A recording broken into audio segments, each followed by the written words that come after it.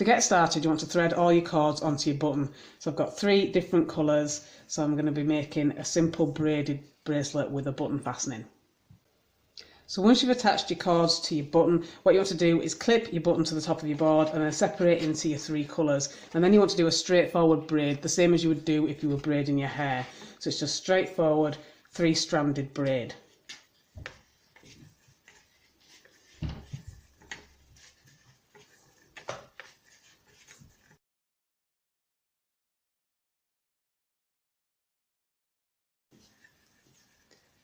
So once you've got the bracelet as long as you want it, you want to tie a knot in the end of all your cords.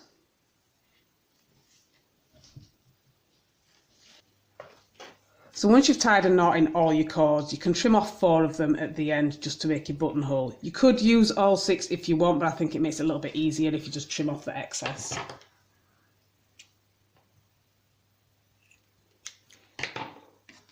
So once you've done that, you want to create a knot that's going to leave a gap here that's big enough to thread your button through.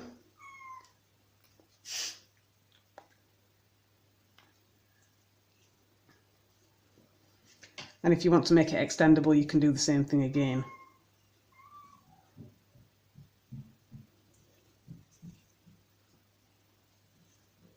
And once you're happy that that's nice and secure, you can trim off any excess. And I'm going to use a lighter to seal here, but you could use glue if you prefer. And you should end up with something that looks like this. And that is your completed button fastened braid bracelet. And this is a really good alternative if you don't like to have the dangling ends for the adjustable bracelets, but you do need to make sure that you measure it for your own wrist or whoever's wrist you're making for.